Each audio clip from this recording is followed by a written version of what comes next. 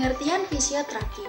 Menurut PMK 65 tahun 2015, di sini sudah disebutkan bahwa fisioterapi adalah bentuk pelayanan kesehatan yang ditunjukkan kepada individu dan atau kelompok untuk mengembangkan, memelihara, dan memulihkan gerak dan fungsi tubuh sepanjang runtuhan kehidupan dengan menggunakan penanganan secara manual, peningkatan gerak, peralatan seperti fisik, elektroterapeutis, dan mekanik, serta pelatihan fungsi dan komunikasi.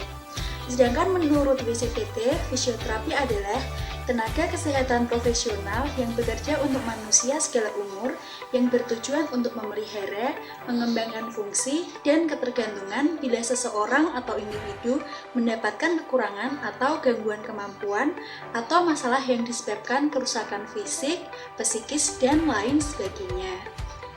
Alur fisioterapi di sini ada dua, yaitu rawat jalan dan rawat inap. Saya akan menjelaskan untuk alur yang rawat jalan terlebih dahulu. Yang pertama, pasien mengalami atau berpotensi mengalami gangguan gerak dan fungsi tubuh dapat melakukan pendaftaran secara langsung atau melalui rujukan dari tenaga medis di poliklinik pada fasilitas pelayanan kesehatan setempat atau dokter penanggung jawab atau DPJP atau dari praktek mandiri dengan membawa surat rujukan fisioterapi. Sedangkan pelayanan fisioterapi di puskesmas dilakukan sesuai dengan alur pelayanan di puskesmas berdasarkan ketentuan peraturan perundang-undangan. Setelah pendaftaran, petugas akan mengarahkan pasien ke bagian pelayanan fisioterapi untuk mendapatkan proses fisioterapi yang akan dilakukan oleh fisioterapis.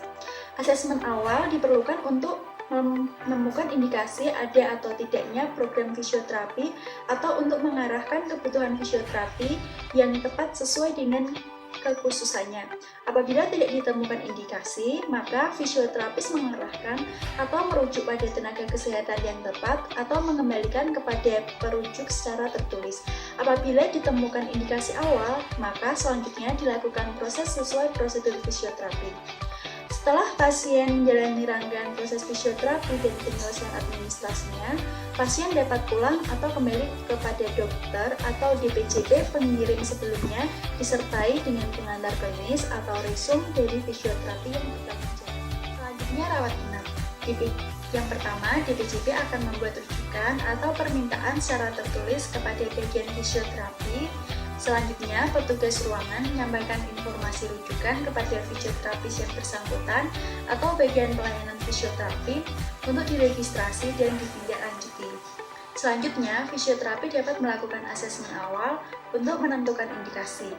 Apabila tidak ditemukan indikasi, fisioterapi secara tertulis menyampaikan kepada DPJP. Apabila ditemukan indikasi, maka fisioterapi dapat langsung dilakukan proses fisioterapi selanjutnya sesuai dengan prosedur fisioterapi, termasuk menentukan tujuan atau target, intervensi, maupun pelayanan fisioterapi serta rencana evaluasinya. Dalam proses tersebut, secara berkala, fisioterapi menyampaikan informasi perkembangan secara tertulis kepada rekan medik. Setelah program fisioterapi selesai, fisioterapi merujuk kembali kepada DPJP disertai dengan catatan klinis fisioterapi, termasuk rekomendasi apabila diperlukan dan pertimbangan keberlanjutan program fisioterapi setelah selesai perawatan di rumah sakit. Selanjutnya, saya akan menjelaskan mengenai subgrup fisioterapi menurut WCPT. Di situ ada 14 subgrup, yaitu akupuntur, akuatik, kardiorespiratory, EPA, manual terapi, mental health, neurologi, occupational health and ergonomic, older people, onkologi, palliative care and HIV, pediatric, pelvic and women health, private praktek, dan sport. Kali ini kita akan membahas tentang COVID-19. COVID-19 atau coronavirus disease adalah penyakit menular yang menyerang saluran pernapasan yang disebabkan oleh coronavirus yang baru ditemukan. Coronavirus ini sangat cepat sekali menular dari satu orang ke orang yang lain melalui droplet, batuk, ataupun bersin. Nah, waktu pemaparan dan onset terjadinya gejala klinis adalah 2-14 hari dengan rata-rata waktu 5 hari. Gejala umum yang akan muncul adalah batuk, demam, dan sesak napas. Menurut WHO, cara terbaik untuk mencegah dan menghentikan penularan COVID-19 baik kepada masyarakat mengenai apa itu COVID-19, apa penyebabnya, dan bagaimanakah cara penularannya. Dimulai dari diri kita sendiri, kita harus sering menjaga kebersihan dengan rajin mencuci tangan dengan sabun atau hand sanitizer, tidak menyentuh mata, hidung, dan mulut. Kita juga harus tetap menjaga jarak aman dengan orang lain. Karena corona ini menular melalui droplet, kita harus memperhatikan etika batuk dan bersin.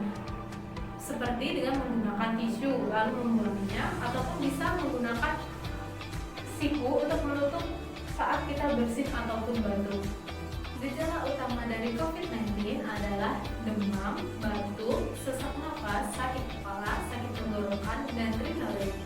Selain adanya gangguan pernafasan, pada beberapa pasien ditemukan adanya gangguan gastrointestinal seperti mual dan diare. Hasil CT scan dada pada pasien dengan COVID-19 menunjukkan broad-based opacification dengan atau tanpa konsolidasi. Abnormalitas tersebut biasanya bilateral, berdistribusi perifer, dan melibatkan lobus bawah. Kemungkinan COVID-19 dipertimbangkan pada pasien dengan onset fever baru dengan atau tanpa gejala saluran pernafasan, dan juga dipertimbangkan pada pasien dengan penyakit saluran pernafasan bawah yang parah dan tanpa gejala yang jelas. Jadi, pada pasien dengan COVID-19, permasalahan fisioterapi yang dapat terjadi adalah yang pertama, peningkatan beban kerja pernafasan. Yang kedua adalah gangguan pembersihan jalan nafas. Yang ketiga adalah gangguan pertukaran gas dan penurunan volume paru. Yang keempat, gangguan muskuloskeletal dan neurologi. Dan yang kelima, yang pastinya adalah penurunan toleransi aktivitas. Rekomendasi keselamatan bagi fisioterapis menurut Alexandra et al. Tahun 2020. Ada 3 macam pertanyaan yang wajib untuk fisioterapis. Yang pertama, apa yang paling penting? 1. Cuci tangan menurut 6 langkah dan 5 momen. Menggunakan alat pelindung diri, masker pelindung, dan hindari prosedur yang menghasilkan aerosol. Pertanyaan yang kedua, apa yang harus dipertimbangkan? 1. Tanyakan apakah pasien diduga COVID-19. Yang kedua, apakah pasien perlu untuk perawatan fisioterapi? Dan yang ketiga, biasakan diri dengan pedoman lokal sebagai prosedur keselamatan. Pertanyaan yang ketiga, apa yang harus dikenakan? Yang pertama, pakaian bedah sekali pakai dengan ganti baju saat berada di zona yang beresiko, kemudian sepatu yang tertutup, dan yang ketiga, jangan lupa untuk jangan membawa pakaian dinas Anda untuk pulang ke rumah. Selanjutnya mengenai pedoman screening keterlibatan fisioterapis menurut Thomas et al. Tahun 2020. Yang pertama, pasien dengan gejala ringan tanpa masalah respirasi yang signifikan. Kemudian yang kedua, pasien dengan pneumonia dengan batuk non-produktif dan masih mampu mengeluarkan sekret secara mandiri, maka kedua golongan pasien tersebut tidak diindikasikan untuk mendapatkan intervensi fisioterapi. Yang ketiga, pasien dengan gejala ringan atau pneumonia yang disertai komorbiditas respirasi atau neuromuskuler dengan kesulitan mengeluarkan sekresi. Yang keempat, pasien dengan gejala ringan atau pneumonia yang terjadi konsolidasi eksudatif dengan kesulitan mengeluarkan sekresi. Dan yang kelima, pasien dengan gejala berat, dicurigai pneumonia atau infeksi saluran napas bawah, maka ketiga jenis pasien tersebut perlu untuk pertimbangan rujukan fisioterapi untuk pembersihan jalan napas. Dan yang terakhir adalah pasien dengan resiko atau mengalami keterbatasan fungsional yang signifikan atau kelemahan akibat dari perawatan dari ICU, maka membutuhkan rujukan fisioterapi berupa mobilisasi, exercise, dan rehabilitasi.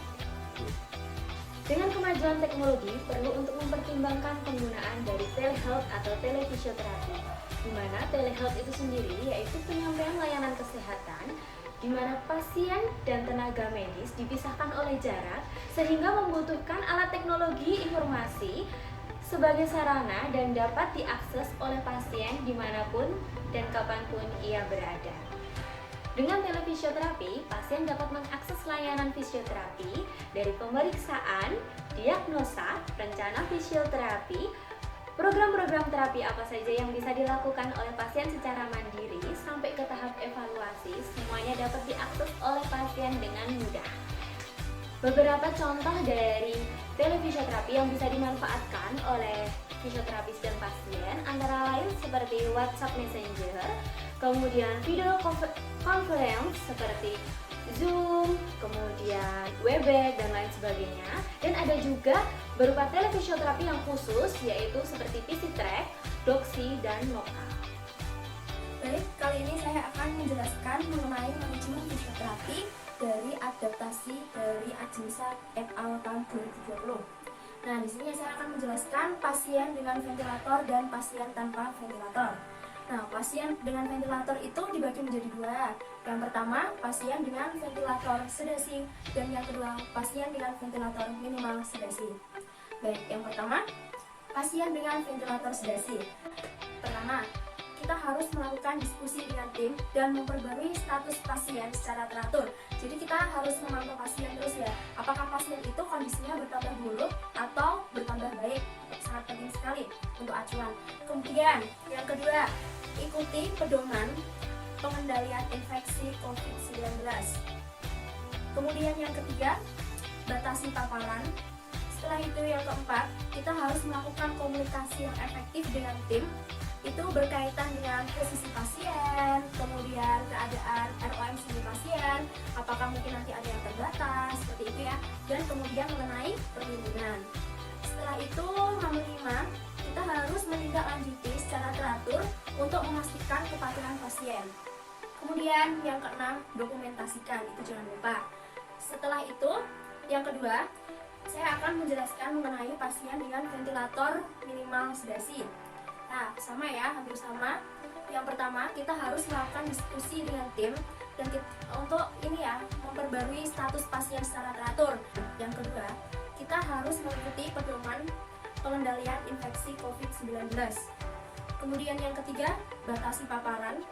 Setelah itu yang keempat, kita juga harus melakukan komunikasi yang efektif dengan tim. Yang kelima, kita melakukan intervensi fisioterapi yang optimal itu berdasarkan prinsip FITT atau mobilisasi atau pedoman latihan. Setelah itu yang keenam, kita harus menghindari tindakan fisioterapi yang menghasilkan aerosol, itu sangat dilarang sekali. Kemudian yang ketujuh, kita harus melakukan penting sekali ya, personal hygiene. Kemudian jangan lupa dokumentasikan juga. Nah, sekarang pasien tanpa ventilator. Sama ya, kita pertama juga harus melakukan diskusi dengan tim dan memperbarui status pasien secara teratur. Jadi kita harus tetap mengontrol ya kondisi pasien itu. Kemudian yang kedua, kita juga tetap harus mengikuti pedoman pengendalian infeksi COVID-19. Kemudian yang ketiga, tetap sama, kita melakukan personal hygiene dan dokumentasi berbasis rumah. Setelah itu yang keempat, terakhir yaitu prioritas intervensi itu berdasarkan pada kesadaran dan mobilitas pasien. Nah, berikut ini saya akan menambahkan penjelasan mengenai prinsip dasar manajemen fisioterapi menurut Thomas et al. Tahun 2020. Nah, kita dapat melakukan pembersihan jalan nafas, kemudian mencegah komplikasi agar tidak terjadi mungkin komplikasi yang lebih buruk, kemudian melakukan fasilitasi pembersihan siklet, kemudian dapat juga melakukan exercise dan mobilisasi diri agar tidak terjadi komplikasi tilang baring. Kemudian yang terakhir itu untuk memperbaiki integritas sendi, RPM, dan